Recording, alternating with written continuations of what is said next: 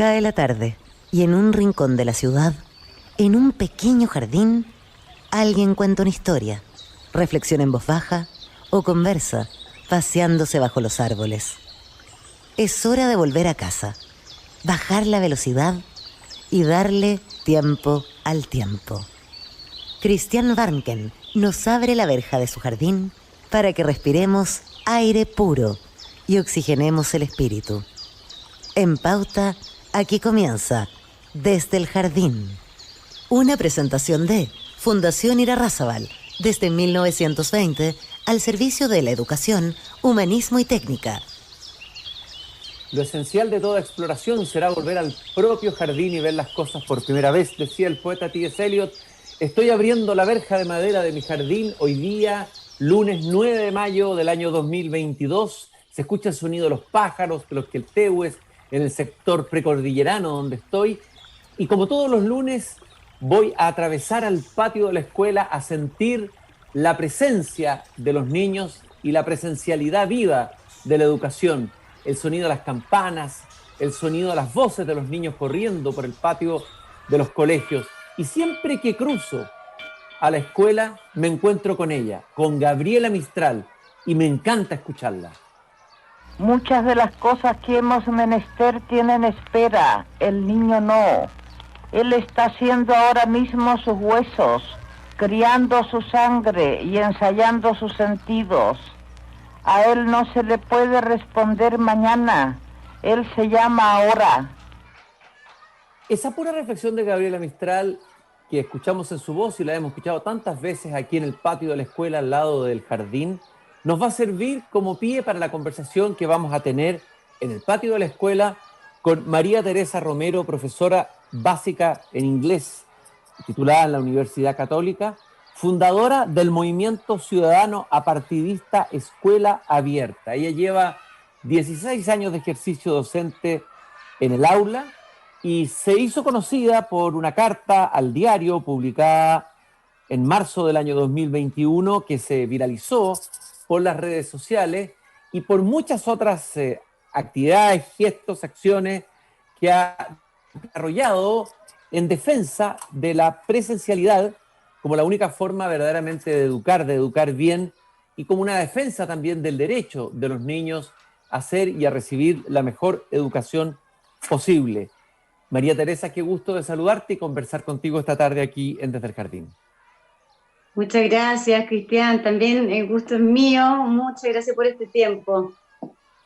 Lo primero que te quiero preguntar, Teresa, es que me hables cortito, un poquito, de tu tarea antes del movimiento, es decir, antes de que armaras este movimiento ciudadano partidista Escuela Abierta.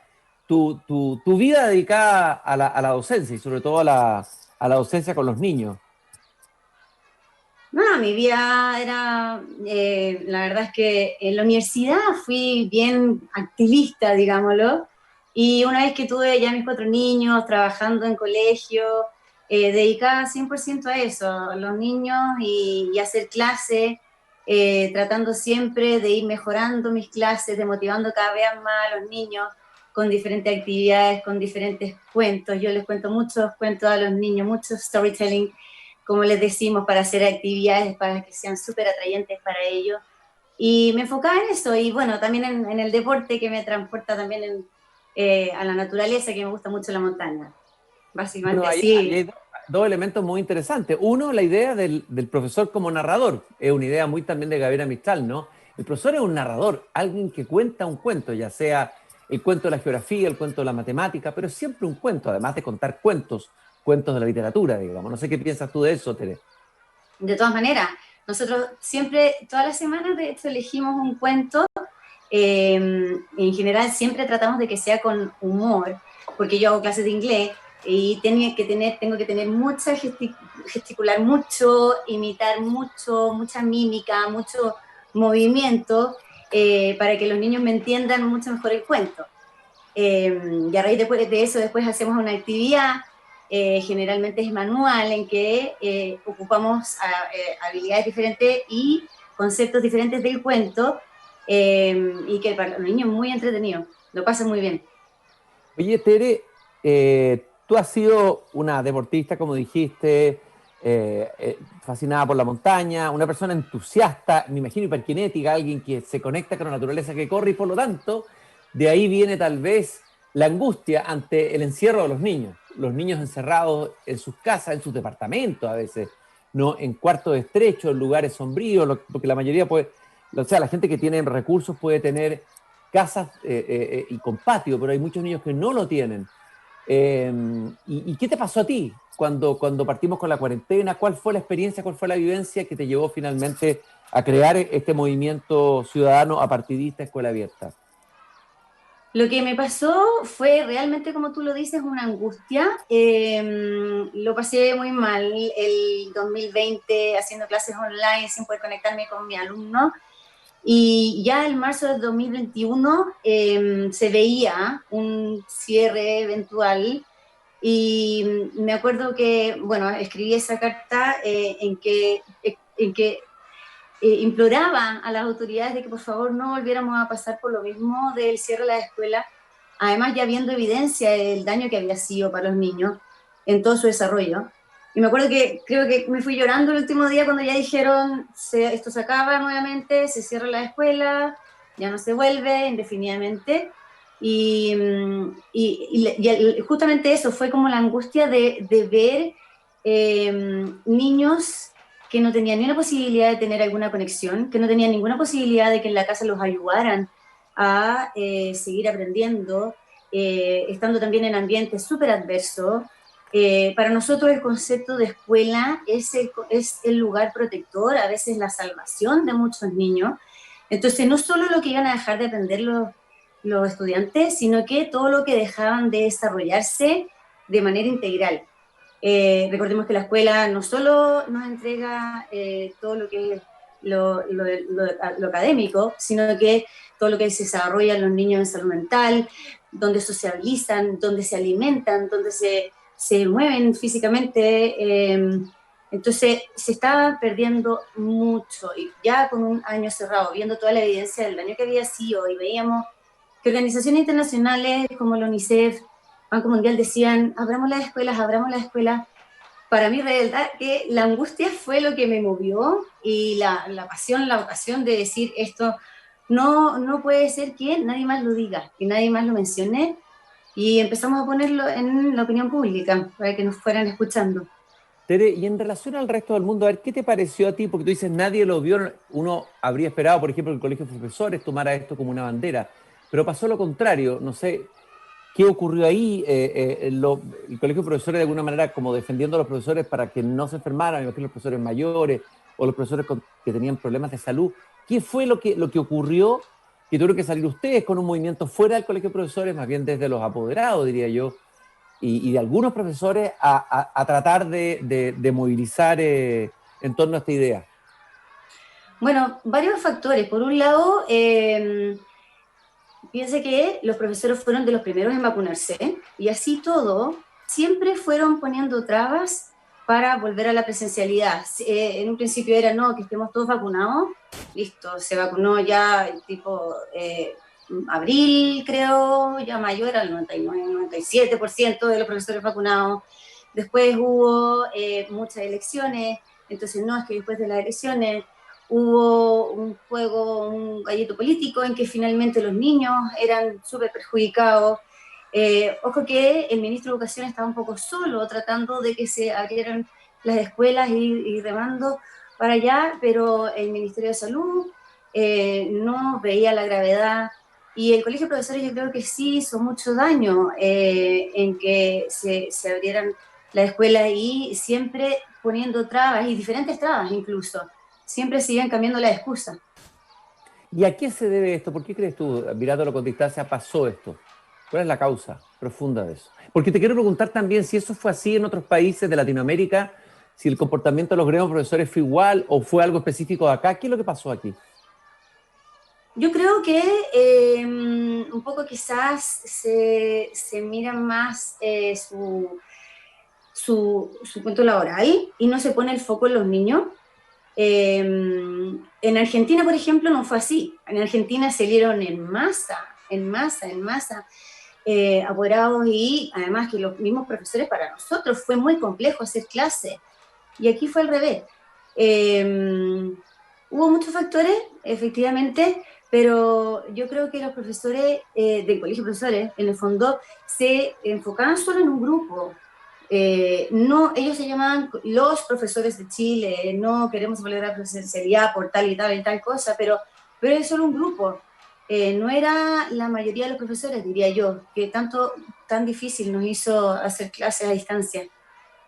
Oye, ustedes además presentaron acciones legales. ¿Cuáles fueron? ¿Cuál fue el destino de esas acciones legales? ¿Qué pasó ahí? Presentamos dos acciones legales, dos recursos de protección. Uno, por un niño con trastorno de espectro autista.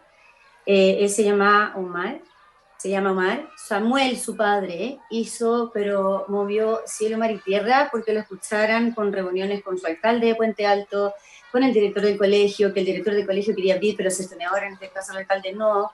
Y veía cómo su hijo con trastorno de espectro autista encerrado en su casa, imagínate lo poco que podía avanzar.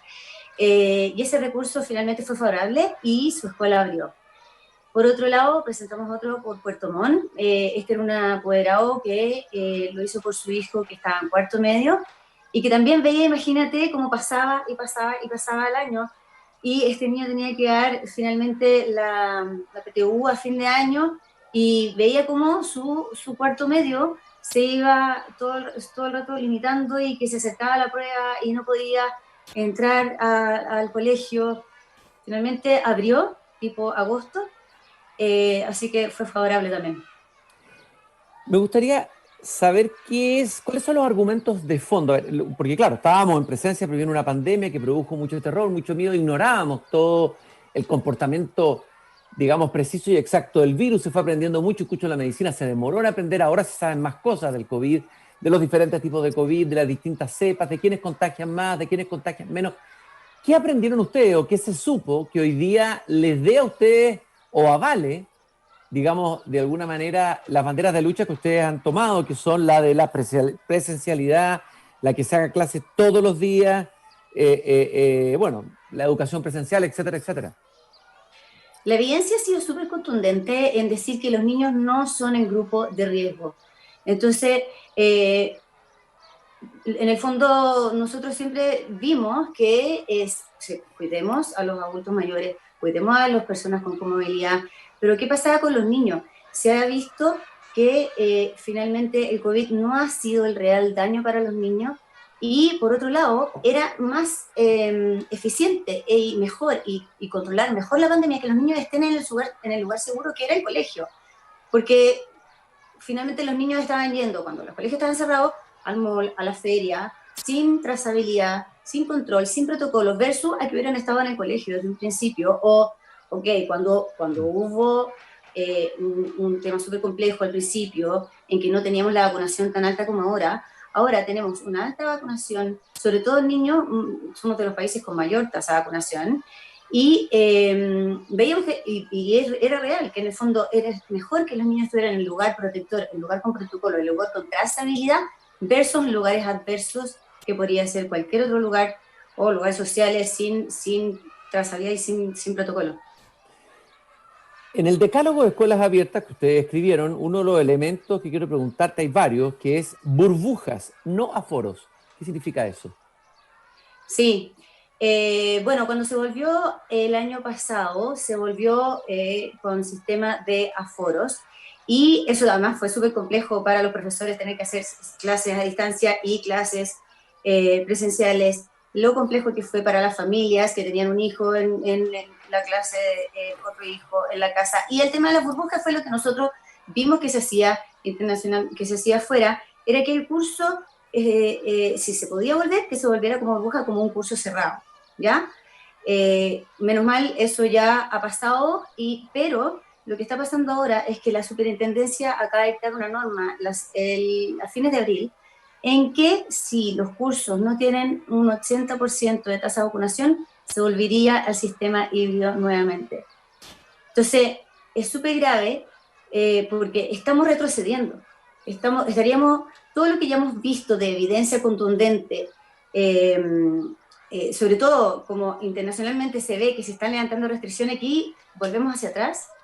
Y el tema de la mascarilla es que es súper, se ve como un detalle con todo lo que está pasando, igual en la coyuntura, pero para nosotros no es ni un detalle, porque vemos como, por ejemplo, yo que hago en clase en primero básico, mis niños tuvieron 2 años encerrados, sin apresto, ya ahora tengo mis niños con mascarilla, ¿ya?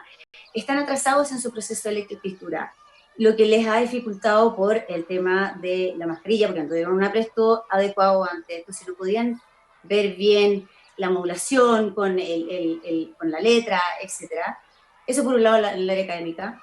Y por otro lado, en el tema social, en el tema emocional, salían a recreo al principio de año y todavía, y por la mascarilla no se encuentran unos con otros, no se reconocen, no ven, no ve el sentimiento del otro, no se pone, no, son capaces de tener empatía también por el otro porque están aprendiendo a expresar y a expresar sus sentimientos, no como nosotros, que nosotros ya sabemos, un poco como los adultos sabemos, en el fondo ya aprendimos todo lo emocional, pero ellos están aprendiendo, sobre todo que estuvieron estos 2 años encerrados. Entonces, el hecho de no sacar las mascarillas a niños tan chicos y que muchos colegios, a pesar de que se dio el vamos de levantar las mascarillas en los recreos y en la educación física, no lo han hecho. Y eso sí es grave para los niños. Les perjudica mucho su desarrollo, no solo lo académico nuevamente, sino que su desarrollo emocional, su desarrollo social, y necesitamos avanzar. Y me imagino que físico también, es decir, uno mismo cuando está con la mascarilla siente una angustia, yo por lo menos, de respirar, de sentir la boca en aire fresco, bueno, el tema de la respiración, que tiene que ver con el ritmo, que tiene que ver con muchos elementos, incluso con el hablar, con el comunicarse, o sea, los efectos que va a tener esto en el largo plazo lo vamos a empezar a saber, los efectos dramáticos de aquí a unos años. Ya estamos viendo algunos efectos en la salud mental, pero probablemente vamos a ver muchos otros efectos. La desaparición de la sonrisa, que puede ser, la sonrisa es un elemento que tiene que ver con la evolución humana, del cerebro humano, la empatía, no sé, las neuronas de espejos de mirar al otro. Pensemos en la sonrisa de la Gioconda, imaginemos a la Gioconda con un antifaz, con una mascarilla, entonces es muy dramático eso, y yo creo que esa pelea hay que darla, yo creo que esa pelea hay que darla, y me parece muy loable que ustedes la estén dando. Imagínate lo difícil, yo que soy profesora de inglés, tengo que expresarme aún más, ¿ya? Pero con mi boca tapada, para que los niños me entiendan. Tengo que hacer una cantidad de malabares y bailo, canto, etcétera. Eso por un lado. Y por otro lado, tengo niños también, ojo, que tienen, por ejemplo, anteojos, se les empañan los anteojos, se me puse a llorar en el recreo, llega con su mascarilla mojada. Se ve que son detalles, se piensa que son detalles, pero finalmente para ellos no, para los niños chicos no. Y vemos que va pasando el tiempo y que no se avanza. Entonces, es realmente que puede seguir siendo muy grave.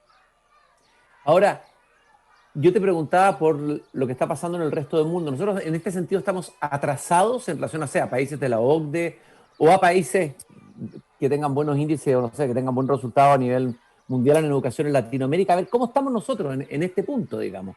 En presencialidad, bueno, en el tema de la mascarilla y en otros los temas que son por los que ustedes están luchando en este momento. Argentina está levantando mascarilla en la escuela, Colombia está levantando mascarilla en la escuela, y ojo que nosotros tenemos mejor tasa de vacunación en niños. Tenemos muy buena, en comparación con los otros países. Entonces, nosotros decimos, por lo menos empecemos por la educación básica. Por lo menos empezamos por la educación básica. ¿Sabes que están llegando, Cristian, niños a tercero y cuarto básico sin saber leer y escribir? Que es la base para todo el resto de los conocimientos. Habilidades, actitudes. Entonces, debemos realmente poner a los niños de verdad como prioridad. Como se ha dicho, y en el gobierno anterior, como se empezó a decir también el presidente Gabriel Boric, dijo colegios primero en abrir y últimos en cerrar. Es cierto que estamos con una excelente presencialidad, pero hay que avanzar, no nos quedemos ahí, hay que avanzar, sigámosle dando mejores, eliminando restricciones a los niños y ayudándolos a avanzar. Hemos visto lo difícil que ha sido el inicio del año escolar, con un montón de violencia, hechos que han ocurrido y que hoy día también han ocurrido. Entonces, levantemos las restricciones, ayudémoslos han sufrido, todos han sufrido mucho, los niños han tenido que adaptarse, pero ayudémonos a avanzar, ayudémoslos a continuar su proceso de enseñanza-aprendizaje y no lo restringamos y no lo interrumpamos, porque en el fondo no solo las cuarentenas y la pandemia lo interrumpió, pero ahora se sigue interrumpiendo además por las tomas, por los paros. Entonces, debería ser una prioridad país en continuar el proceso de enseñanza-aprendizaje sin interrupciones, creemos nosotros. Teresa, también en el decálogo está la idea de la reformulación de contacto estrecho. Me gustaría que también explicaras un poco eso.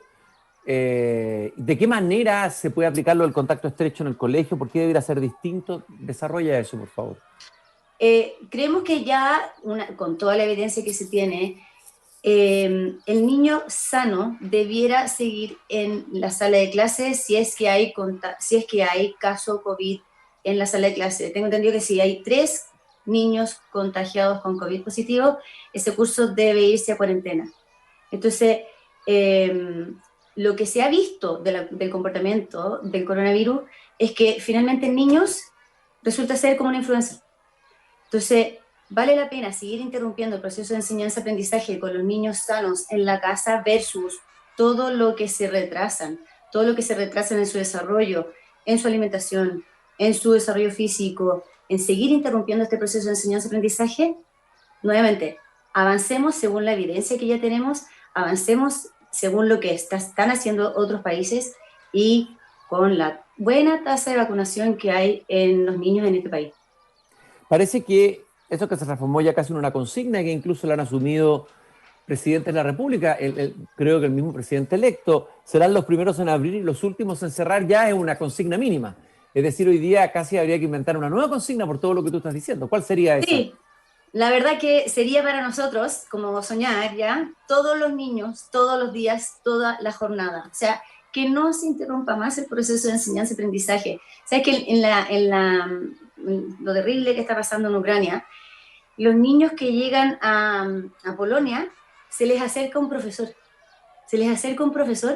para que su vida siga de alguna manera dentro de la tragedia que están viviendo, a continuar con su desarrollo. Entonces, para nosotros la consigna, todos los días, todos los niños y toda la jornada debiera ser un más. Es cierto que se flexibilizó ahora por todo lo que ha sucedido con el inicio del año escolar, acortar la jornada.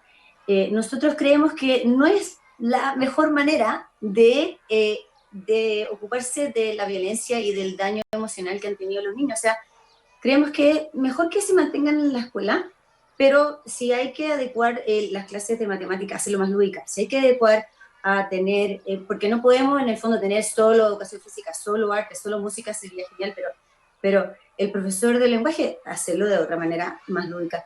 En el fondo, creemos que seguir manteniendo a los niños dentro de la sala de clase, pero dándole otra mirada. Porque quizás, ¿qué pasa con ese niño que se le acortó la jornada? ¿Qué pasa además con esa mamá que tenía que ir a trabajar y ahora no dejó de trabajar de nuevo? Tuvo que acortar también su jornada laboral. O que ese niño volvió a la casa, se quedó solo, ¿y en qué circunstancias? O tiene que cuidarlo otro hermano. Entonces, seguimos agrandando brechas, seguimos perjudicando sobre todo a los niños más vulnerables. Estoy con María Teresa Romero conversando aquí en el patio de la Escuela del Jardín sobre esta noble y loable causa que es la de la escuela abierta, la escuela presencial. Bueno, lo que decía Gabriela Mistral, el niño se juega ahora, el niño no puede esperar, el niño es presente puro, presencia pura. No se puede decir, no, estos niños, vamos a solucionar esto en 10 años más, no puede ser. Por eso es que es tan urgente, las cosas son urgentes, pero en el tema de la infancia son más urgentes ahora por lo corta que es la infancia, ¿no? Y por todo lo que se juega en ese periodo. Así que yo entiendo tu angustia y realmente felicito tu energía en la dedicación a esta causa, María Teresa. Ustedes entiendo que ayudaron a formar una asociación gremial de educadores, una especie de colegio de profesores paralelo, ¿no? A ver, ¿cómo fue eso? ¿Qué resultado ha tenido eso? ¿Ha tenido llegada a los profesores o ha sido una cosa muy elítica, muy cerrada? ¿Qué ha pasado? ¿Hacia dónde va esa iniciativa? Ya, esta iniciativa se partió el año pasado viendo las trabas y en el fondo siempre veíamos que el Colegio de Profesores no remaba hacia el grupo de profesores que sí queríamos volver a clases presenciales y no había una voz por parte de los profesores que quisiera abrir las escuelas. Entonces dijimos, acá hay un vacío de un grupo de profesores que no está a favor de que sigamos haciendo clases online. Entonces nos juntamos un grupo de educadores y decidimos, es que alzamos la voz nosotros también como asociación gremial. Y esa asociación gremial ya tiene su entidad jurídica. Hace un mes ya fue publicado en el Diario Oficial, o sea, ya es una asociación gremial propiamente tal. Se nos han inscrito alrededor de 800 educadores y nosotros queremos, en el fondo, tener como otra mirada eh, y en el fondo tener el foco en los niños. Tener el foco en los niños, no tener quizás no tener, por supuesto, una ideología detrás, como un partido político detrás, ser lo más transversales posible, ojalá llegar a la mayor cantidad de educadores para poder aportar. Y ya nos sentamos con el ministro de Educación para pedirle que nos incorpore también a sus mesas de trabajo, a sus mesas de conversación, para aportar. ¿Y cuál fue la recepción? ¿Te refieres al nuevo ministro Marco Marco, Antonio Ávila de sí. Educación? ¿Qué tal fue la recepción con él? ¿Cómo te pareció la conversación? A ver, ¿cuál es la actitud, el espíritu en que estaba el nuevo ministro de Educación? Él es muy cordial, es una muy buena persona, bueno, es de aula, así que en el fondo eso se agradece mucho y está muy de acuerdo con la educación presencial, pero tenemos discrepancias. O sea, no creemos que la mejor manera de ayudar a la violencia es acortar la jornada, por ejemplo. Se lo planteamos. No creemos que es una buena idea suspender el CIMSE sin tener ya una nueva propuesta, porque sí creemos que es importante medir, sobre todo que no se ha medido en tanto tiempo y necesitamos avanzar, necesitamos recuperar aprendizaje, necesitamos ver en dónde poner los focos. Entonces, ojalá que podamos seguir teniendo un buen diálogo y nos invite a sus mesas de trabajo. Entiendo, María Teresa, que además, muy activa, tú y el grupo que encabeza fueron a la Convención Constituyente, a la Comisión Formas de Estado, a defender la descentralización, pero a través del tema del derecho de las familias de poder elegir la educación de sus hijos. A ver, ¿qué pasó ahí? ¿Tuvo algún fruto esa ida de usted a la convención? ¿O la deriva no fue mirada hoy día, lo que está pasando ahora, con lo que ya sabemos del texto, con lo que se ha resuelto? ¿Cómo va ese tema? Bueno, nos recibieron muy bien, fue una muy buena experiencia, fueron muy respetuosos con nosotros.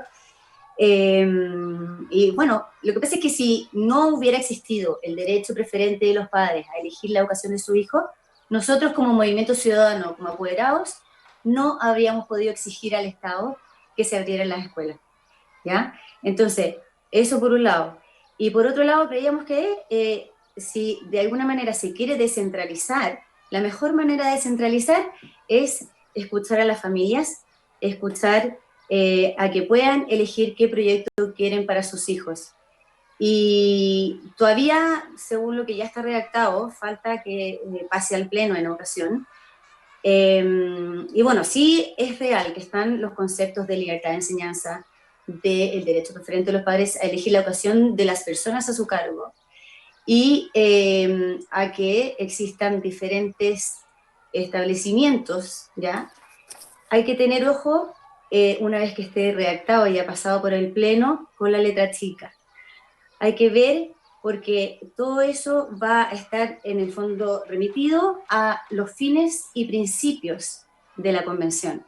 Entonces, el día de mañana puede haber una ley que no dé la certeza de que se puedan gestionar y fundar diferentes proyectos educativos, diferentes al del Estado, ¿me entiendes? Entonces ahí yo como padre voy a poder tener la libertad de poder elegir qué proyecto quiero para mi hijo.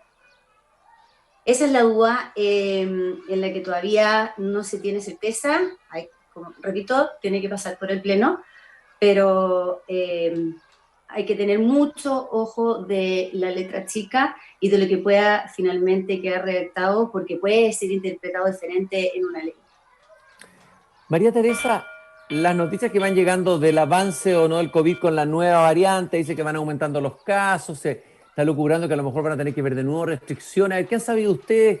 ¿Cuál es la mirada de lo que viene y cómo van a enfrentar? Si es que tenemos de nuevo una suerte de pequeño retroceso en algunos aspectos y dimensiones, ¿cómo van a poder seguir levantando sus banderas?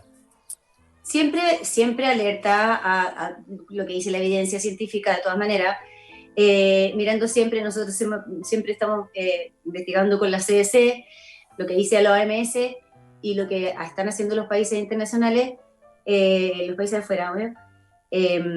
Pero como se ha comportado el virus, como se ha comportado con los niños, como se ha visto en que se puede seguir viviendo con el virus y poniendo en la balanza, es mejor que mi hijo se quede encerrado por un resfrío o que se siga desarrollando, que mi hijo quede en un lugar no muy favorable para él, en que pueda tener peligros, versus que se siga desarrollando. Siempre vamos a estar pendientes de lo que está sucediendo, viendo la evidencia científica, pero por lo visto creemos que tenemos que seguir viviendo con este virus y avanzar hacia adelante para que los niños no sigan siendo perjudicados. Y estaba pensando, Teresa, algo que no hablamos, es que los niños que tuvieron que estar encerrados, digo los más pequeños, también tuvieron este problema, que no desarrollaron la inmunidad necesaria que se necesita después en la infancia posterior, y que esa se adquiere en el contacto con, enfermándose de bichos, de virus y todo. No solamente no se enfermaron de COVID, sino que no se enfermaron de ninguno de los virus con los que todo ser humano tiene que enfrentarse para desarrollar la inmunidad. Por lo tanto, vamos a tener niños debilitados desde el punto de vista inmunológico, emocional, inmunológico, cognitivo. Es decir, verdaderamente puede convertirse en una catástrofe de proporciones que la vamos a ir viviendo en distintos momentos, pero por eso que tiene mucho más sentido aún este movimiento ciudadano partidista Escuela Abierta. Yo te felicito por el entusiasmo, por la energía. Imagino que también esto significa ese pasar momentos ingratos, encabezar un movimiento no es fácil. Así que te envío todo mi saludo, toda mi solidaridad a todos los que participan en ese movimiento tan loable y tan noble que es ni más ni menos que reclamar escuela viva, escuela presencial, educación y no poner entre paréntesis la educación por una pandemia. Muchas gracias, María Teresa, por haber estado aquí en Desde el Jardín. Gracias a ti, Cristian. Muchas gracias por ayudarnos a visibilizar a los niños y su voz. Y nosotros nos encontramos mañana nuevamente aquí a las 8 de la tarde cuando yo vuelva a abrir la verja de madera de mi jardín. Hasta mañana. Muchas gracias por habernos acompañado. Es hora de cerrar la verja de madera del jardín. Pero Cristian Warnken la volverá a abrir todos los días de lunes a viernes a las 20 horas en Radio Pauta, cuando comience de nuevo Desde el Jardín. Una presentación de Fundación Irarrázaval, desde 1920 al servicio de la educación, humanismo y técnica.